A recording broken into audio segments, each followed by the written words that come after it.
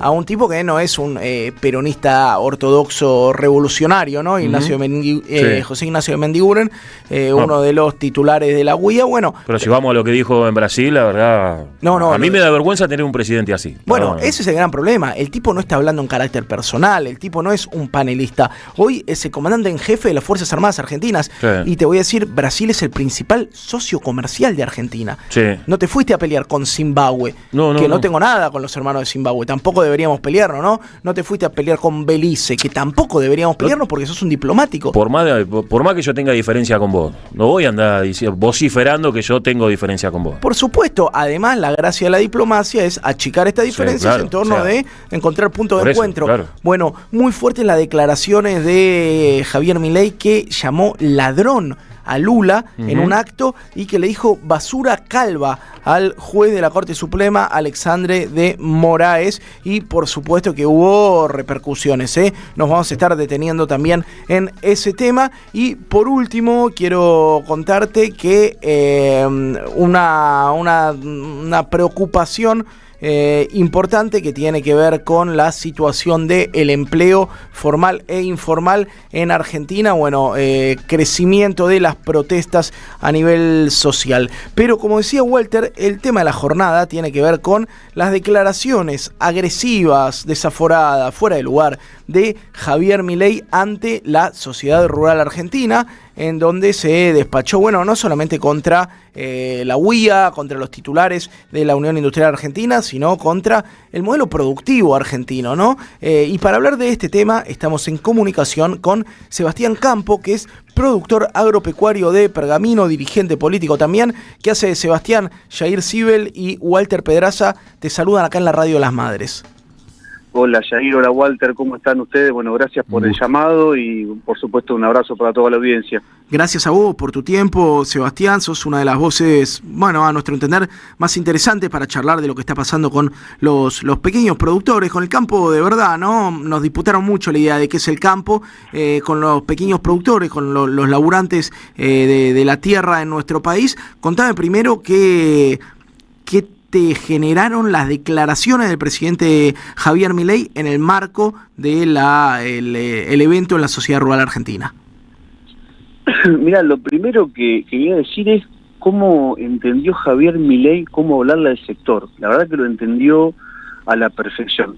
Bueno, la primera parte del discurso yo no la entendí. Cuando hace toda esta descripción prehistórica y la evolución casi de la humanidad, no sé si ustedes han escuchado toda esa parte, pero a principio del discurso hace una charla que la verdad es que no sé a dónde va, pero después el presidente toma frases que sabe evidentemente que en el campo o en el sector agropecuario, el sector chacarero caen bien. Por ejemplo, ustedes son los que tiran del carro, ustedes son el motor del país, y el campo se siente apoyado por eso.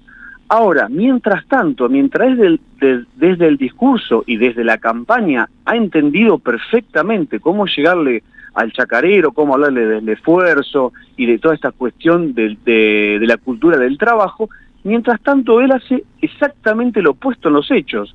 El tipo te abre las importaciones de todos los productos que se producen en Argentina. Digo, hablemos de carne de cerdo, hablemos de naranja, hablemos de manzana, hablemos de la yerba, hablemos de los productos elaborados a partir de la leche.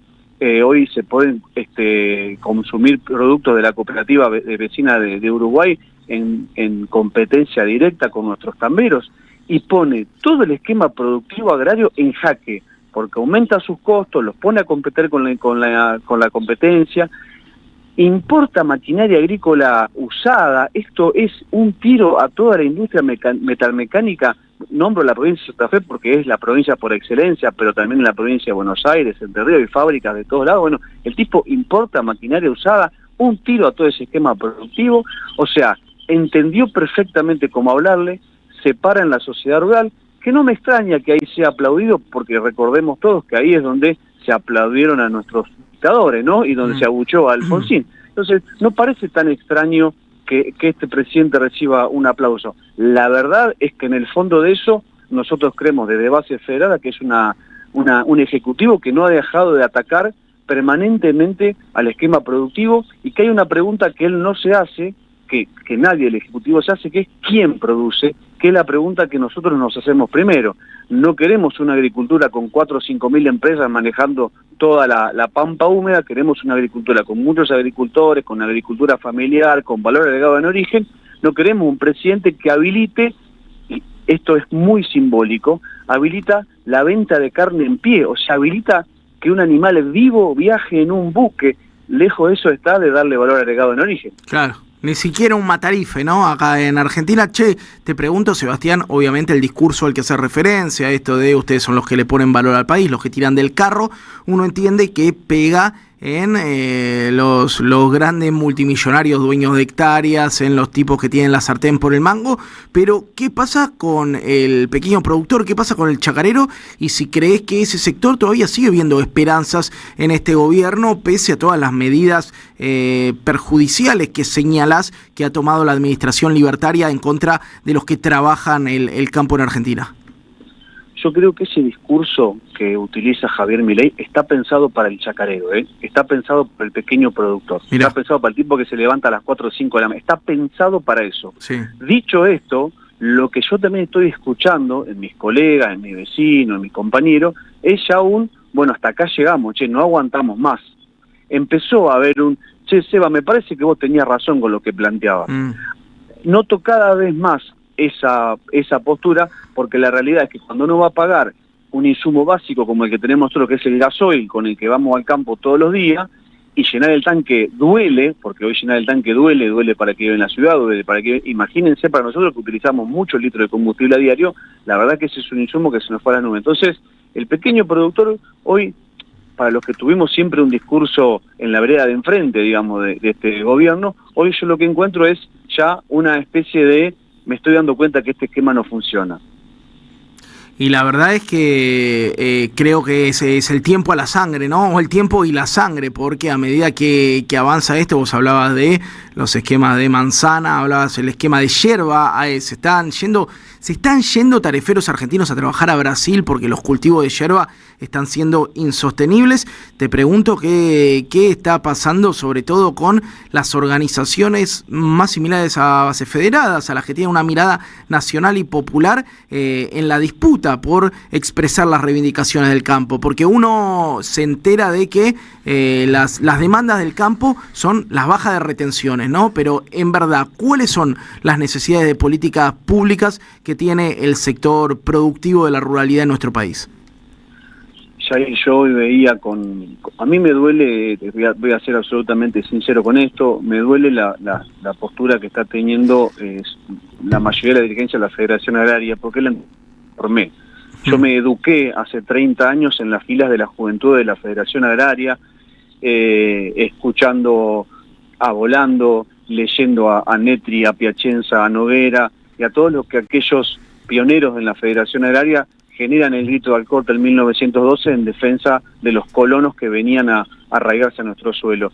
Y este silencio, sobre todo con este nuevo proyecto, ¿no?, de la venta de tierra, esta flexibilización que hay, pero lo que falta de poner en agenda es justamente lo que vos decís en la pregunta, es políticas claras para los yerbateros, para los viñateros. Habla con un viñatero de Mendoza y te vas a encontrar con un tipo que está desesperado por el aumento de costos en los insumos, por la baja de venta en el vino, por la competencia con vinos de otros países. Hablar con los productores de la manzana de Río Negro. Digo, todas las economías regionales han sido golpeadas. Sin embargo, escuchás al gobierno en el discurso de la sociedad rural golpeándose el pecho por una superproducción de trigo que tiene que ver con una cuestión, te diría, estrictamente climática. Ha venido un año excepcional para el trigo, digo, el año pasado, y por eso los kilos que uno ve que nuestro país ha cosechado. Ahora, la pregunta que nosotros nos hacemos siempre, la que te hacen realmente, es ¿quién produce todo ese trigo? ¿Quiénes producen todo ese trigo? Y volviendo a lo de las tierras, que es el tema que hoy más nos ocupa y nos preocupa, porque vemos este avance en la flexibilización de venta hacia el extranjero y en esta intencionalidad, ¿no?, que el otro día el presidente de la sociedad rural, yo creo que lamentablemente tuvo, comparando con la gesta de los inmigrantes hace 50, 60, 70 años atrás, accediendo a la tierra, que es la historia de la mayoría de nuestros abuelos y bisabuelos, que nada tiene que ver con esta nueva propuesta, nada tiene que ver con esta nueva Argentina. Aquellos inmigrantes venían hambreados, de Europa, venían con el conocimiento del trabajo de la tierra, al menos en el caso de mis abuelos y de muchos otros era así, y este país de una manera maravillosa le dio acceso a la tierra. O sea, imagínate, Jair, que hoy haya un proyecto donde le des tierra a las personas que no tienen tierra. Digo, eso es lo que pasó en este país en la década del 40, en la década del 50, en la década del 60. Accedían a través de créditos de los bancos provinciales y del Banco Nación a la tierra los pobres, para hacerla producir, porque había un lema que es: la tierra es para el que la trabaja. Imagínate si hoy hubiese un proyecto de esas características. Entonces, sería revolucionario. ¿Tiene que ver eso con vender un lago, con vender un río, con vender un suelo de frontera, con vender una ladera llena de minerales? La verdad es que no tiene nada que ver. Eso era un proceso de colonización, de arraigo, de construcción de viviendas en el campo, de chacra mixta, de familias. Digamos, tenía que ver con ese proyecto de esa Argentina que a veces yo miro con cierta añoranza, ¿no? Cuando yo veo el ranchito donde se crió mi papá, no mi tatarabuelo, mi papá, un ranchito de barro y paja, y me emociona porque ahí seguramente pasaron hambre, pasaron frío, y estaría el farol colgado en el medio de la cocina para comer el puchero, y digo, bueno, que este país, a mi abuelo analfabeto y a mi papá con la primaria terminada, y a sus tíos y toda la familia, eran 10, pudieron comprar pedacito de campo que son 50 hectáreas, no era porque eran eruditos del negocio y visionarios y vieron venir lo que podía pasar con el campo. El Estado Nacional apareció ahí, le dijo, che, ¿ustedes quieren comprar este pedacito de campo? Sí, bueno, les doy 7 o 10 años para que me lo paguen, y ellos pudieron acceder. Gracias a esa realidad, mis hermanos pudieron ir a la universidad, gracias a ese acceso a la tierra, hubo una movilidad social ascendente. La realidad es que nada tiene que ver eso con lo que hoy se propone imponer. No, y además tiene una estrategia que se vincula, si la pensara desde la política pública, con la soberanía alimentaria, que se vincula con un proyecto demográfico descentralizador del país, de estimular el arraigo en zonas en las que en general la gente ha tenido que emigrar. Te quiero preguntar igual mi gran inquietud, Sebastián, que es, te llama mañana, te levanta el teléfono, ojalá, ¿no?, un dirigente peronista de los que está pensando a nivel nacional y te dice, mira, Sebastián, la verdad es que estamos muy lejos de representar los intereses, las demandas del campo. Hay una herida que creo que se extiende hasta la fecha, que fue la 125, la pelea con las patronales agrarias. ¿Qué cosas podría retomar el peronismo? Hablabas un poco de redistribución y acceso a la tierra, pero ¿cuáles otros serías si tuvieras que sentarte a escribir un programa ambicioso, no un programa de recuperación de cosas, ambicioso para pensar un proyecto de vinculación entre un movimiento nacional popular y el sujeto productor agrario? Yo no sé si hago bien en decir esto públicamente, pero yo lo viví. Yo estuve en la Casa Rosada presentando un proyecto. Mira, a ver, contá eso, detenete en esa anécdota. Sí, nosotros tuvimos, a partir de la asunción del gobierno de Alberto Fernández, diciembre del 19, ya tuvimos una reunión con Luis Basterra, en ese mismo diciembre, a 10 días de la asunción de Alberto, y a partir de ahí nos reunimos con todos los ministros de Agricultura que atravesaron, que fueron unos cuantos, te acordarás que pasó Domínguez, sí, en fin. Julián Domínguez, exacto.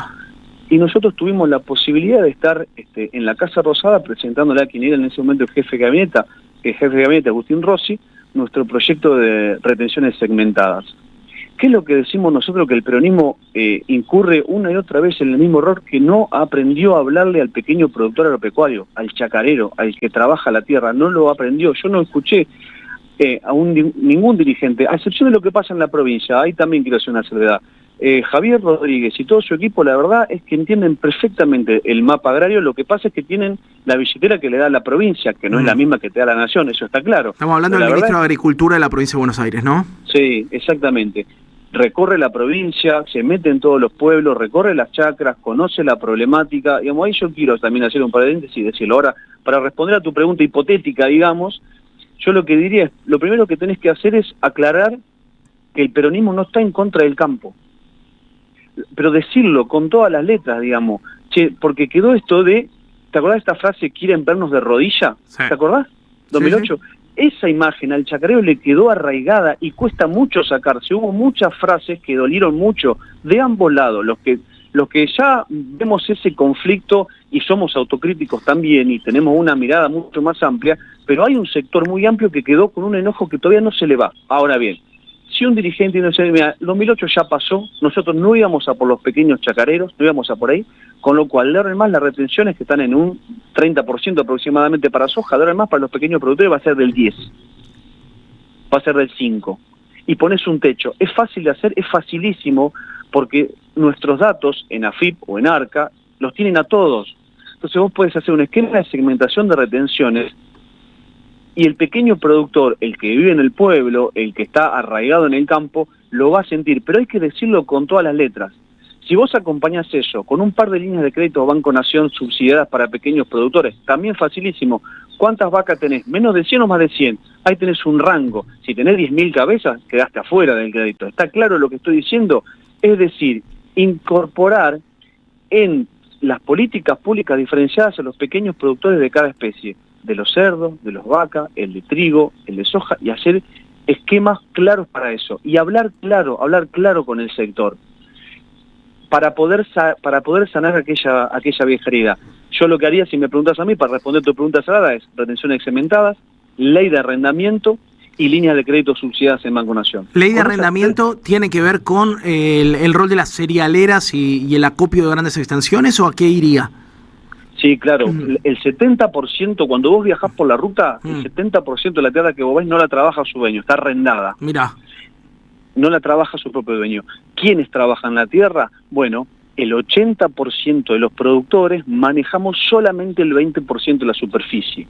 Y el 20% de los productores manejan el 80% de la superficie, de la nación estoy hablando. O sea, imagínate el nivel de concentración que hay.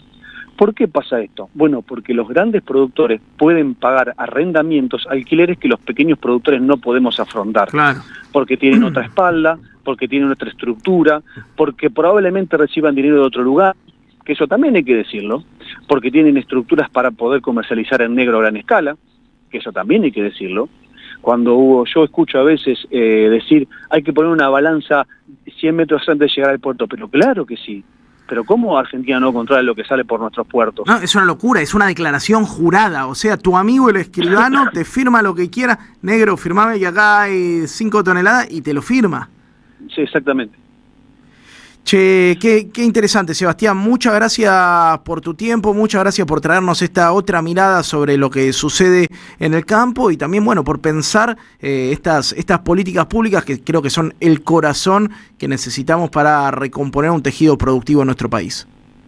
Jair, no, gracias a ustedes, siempre es un gusto estar en la radio de las abuelas, así que muchas gracias y a disposición siempre. Un abrazo grande, hablábamos con Sebastián Campo, productor agropecuario de Pergamino, uno de los referentes de Bases Federadas. ¿Tu negocio necesita más clientes? Entonces necesitas estar donde la gente escucha, mira y participa.